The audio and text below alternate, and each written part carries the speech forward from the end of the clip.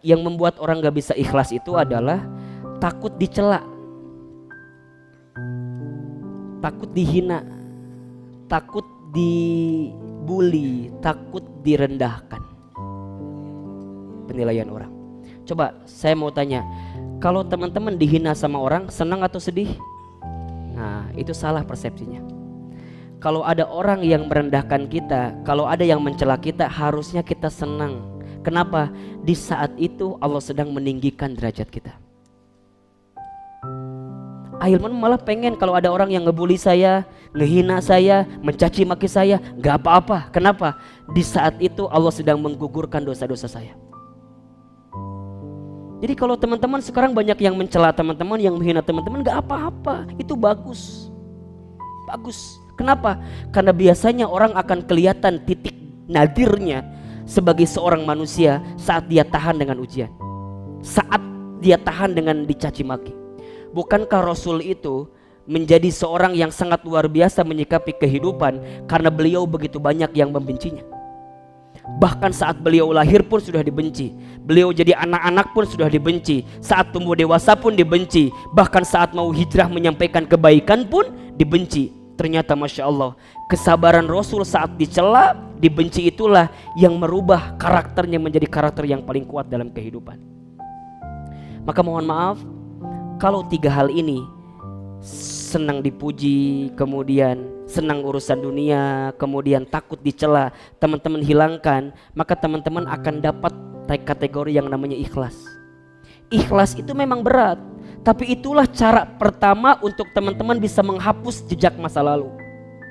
Ingat ya, Umar bin Khattab pernah berkata seperti ini, aku tidak takut sesuatu hilang daripadaku, karena aku tahu selain takdirku maka tidak akan pernah menjadi milikku.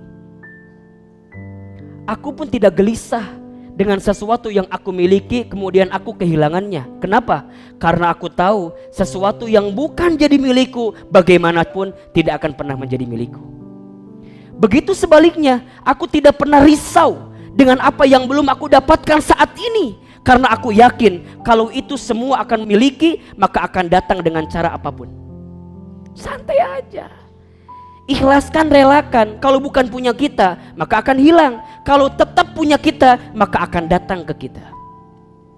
Urusan rezeki, Ustaz, dulu saya pernah kerja di sana, sekarang nggak bisa kerja di sana, kenapa saya resign, begini. Tenang, kalau rezekinya buat teman-teman nggak akan hilang dalam kehidupan teman-teman. Ustaz, aku teh sama dia teh menikah mahanya love pisan. Di dia tuh aku abit teh disimpan foto ijazahna teh. Dari TK, SD, SMP, SMA dikumpulkan ku abi teh. Terus kumaha, aduh nih hal teh pisan.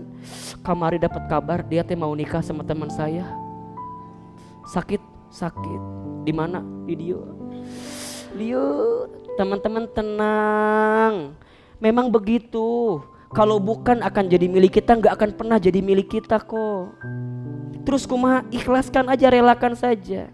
Pernah dengar nggak kisahnya Ummu Sulaim dengan Abu Thalhah radhiyallahu anhu? Belum dengar? Mau saya ceritakan? Oh, ini banyak banget kisah harian ini.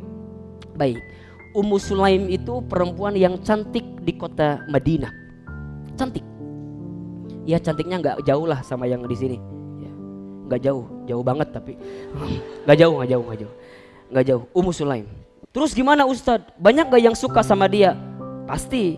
Nalurinya begitu. Kalau perempuan cantik pasti banyak yang suka. Banyak. Semua laki-laki di kota Madinah itu suka dengan Ummu Sulaim. Masya Allah.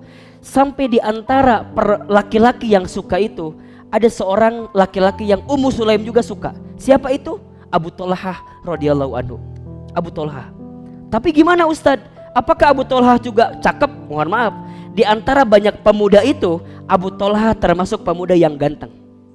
Jadi Ummu Sulaimnya gelis, Abu Thalhahnya ganteng. Cocok gak kira-kira?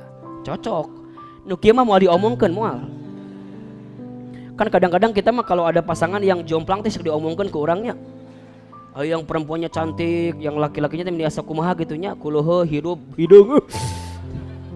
Kadang-kadang orang teh kan kudu mikir apakah jadi dosa buat orang lain atau tidak. Dosa apa, jadi mengundang gibah atau enggak gitu. Jadi kudu pas deh diomongkan kadang-kadangnya. tinggal di jelema naon gitu, ih daripada yang si eta mending jeung urangnya. Nah, punten ya. Ada nggak yang sering begitu di sini? Hati-hati, dia lebih hebat dibanding antum. Kenapa? Karena dia membuktikan perempuan cantik mau sama dia, sedangkan antum GGM, ganteng-ganteng mubazir. Jadi punten lah, nu can nikah mah tetep rek seganteng-ganteng dege tetep lah. Belum. Ya gantengnya buat pribadi doang, bukan buat Allah gitu.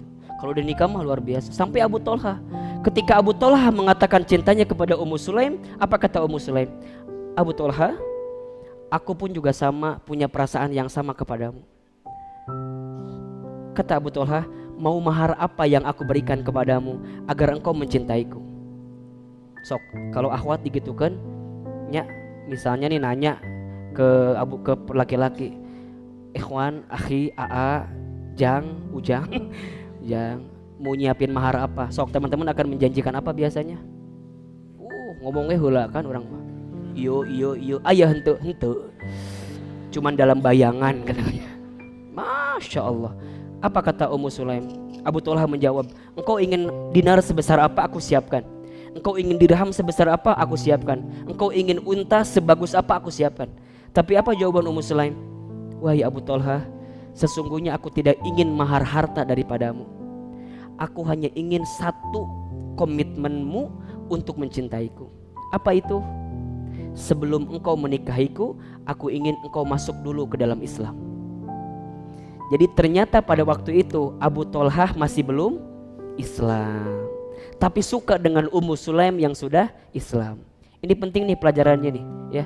Jadi kalau ada perempuan nih yang kemudian juga dicintai oleh laki-laki yang mohon maaf mungkin bukan satu akidah dengan kita, maka target dakwah pertama adalah bagaimana membuat dia masuk ke dalam Islam, baru kemudian mencintai dirimu. Karena begitu banyak perempuan yang ketika bertemu dengan laki-laki yang bukan satu akidah dengan dirinya, karena alasan cinta ujungnya menghalalkan berbagai cara. Ini bahaya. Ini bahaya. Singkat cerita, kemudian Abu Tolha bertanya kepada Ummu Sulaim, wahai Ummu Sulaim, bagaimana caranya agar aku bisa mengungkapkan perasaan cintaku dengan berislam? Kata Ummu Sulaim, datanglah kepada Rasulullah SAW. Sampailah kepada Rasul, Abu Tolha ditanya, wahai Abu Tolha, benar ingin kau masuk Islam? Iya. Apa alasanmu?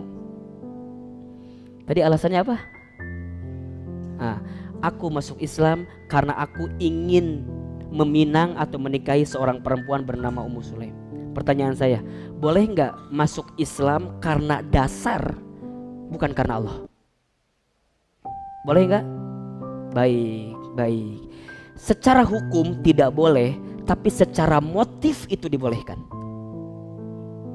Saya ulangi ya, secara hukum niatnya tidak boleh, tapi secara motif ada faktor pendukung untuk menjadi baik karena sesuatu itu boleh. Contoh, teman-teman ngaji ke sini, boleh nggak kalau teman-teman ngaji ke sini tuh karena ada orang yang diincar di pengajian ini? Boleh nggak? Boleh, boleh. Wow. Ini dia. Kalau niat dasarnya itu nggak boleh hukumnya.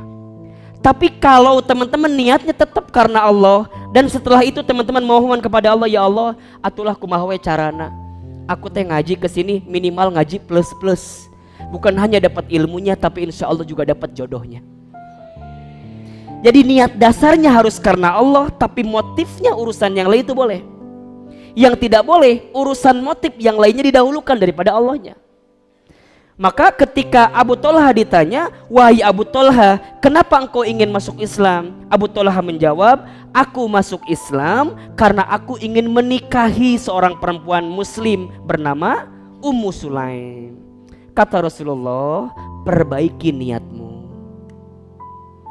Karena sebagaimanapun engkau akan masuk Islam, tapi niatmu bukan karena Allah, maka niatmu itu tidak akan lurus dengan apa yang kamu dapatkan. Sampai kemudian Abu Tolha diajak oleh Rasulullah, masuklah kamu ke dalam Islam dengan niatan karena Allah, dan memintalah kepada Allah dibimbing untuk mendapatkan kebaikan-kebaikan dalam Islam, termasuk mendapatkan siapa? Ummu Sulaim. Maka kata Rasul, kalau begitu baik, aku akan nikahkan dirimu dengan Ummu Sulaim, dan sebelumnya aku akan terima Islammu. Maka berkatalah asyhadu alla ilaha illallah wa asyhadu anna Muhammadar Rasulullah. Masya Allah. Singkat cerita, Abu Tolhah ganteng, Ummu Sulaim cantik. Pasangan itu menjadi buah bibir di kota Madinah. Kalau bahasa kita mah jadi apa ya? Couple goals banget gitu. Jadi pasangan yang sering dibicarakan. Wah, nya siga pasangan nu ayeuna lah, restu. Dibicarakan apa gitu kan. Oh, dibicarakan sampai Masya Allah mereka itu menikah, kemudian jadi rumah tangga yang harmonis, sampai kemudian mereka punya seorang putra. Ketika punya seorang putra itu, maka Abu Tolhah mendapatkan ajakan daripada Rasulullah SAW untuk menyampaikan Islam ke daerah Afrika. Tugasnya. Maka ingat, kata Ummu Sulaim, wahai Abu Tolhah, kalau engkau mencintaiku, maka berkorbanlah untuk Islam seperti apapun. Jadi kalau teman-teman nih mau nyari yang ikhwan yang mencintai kita, jangan ngasih standar dasarnya tuh. Boleh menikahi saya, tapi syaratnya Islamnya benar dulu. Hafiz Quran 32 juz. 2 juznya mah tambahan gitu kan. 30-nya kan itu wajibnya, 2-nya sunnahnya lah, nggak apa-apa. Surat apa misalnya juz 30, juz 29, nggak apa-apa. Jadi target boleh. Kamu ikut dengan saya nikah siap, tapi tolong selesaikan bacaan kitab ini. Jadi tantangan jangan tantangan urusan dunia, tantangan akhirat. Sama kayak Ummu Sulaim, menikah boleh, tapi saat Rasul memanggil engkau harus berangkat. Sampai kemudian ketika perintah itu datang, Abu Tolhah yang lagi bahagianya karena punya anak, maka harus pergi ke Afrika. Singkat cerita, dalam sejarah itu diceritakan 3 tahun mereka berpisah. 3 tahun berpisah. Lagi hangat-hangatnya jadi couple goals, saling mencintai, tiba-tiba dipisahkan karena perintah Rasulullah SAW. Maka Abu Tolhah pergi ke sana. Bagaimana Ummu Sulaim? Ummu Sulaim rindu dengan Abu Tolhah? Iya. Abu Tolhah rindu dengan Ummu Sulaim? Iya. Masya Allah. Yang membuat Abu Tolhah juga kangen, bukan hanya kangen dengan Ummu Sulaimnya, tapi kangen juga dengan anaknya. Singkat cerita, pulang dari Afrika, kemudian Abu Tolhah sampai di rumah. Ketika sampai di rumah, Ummu Sulaim menyambutnya dengan hangat. Disiapin makanan terenaknya. Sampai kemudian malamnya pun Ummu Sulaim memberikan pelayanan maksimal kepada Abu Tolhah. Mereka seakan-akan menjadi suami istri yang baru merasakan malam pertama di malam itu. Jadi nikmat banget. Sampai ketika subuh, Abu Tolhah bertanya, wahai istriku, semalam aku baru pulang dan aku belum melihat di mana anakku.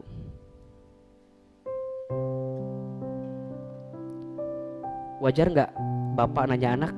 Wajar. Apa kata Ummu Sulaim?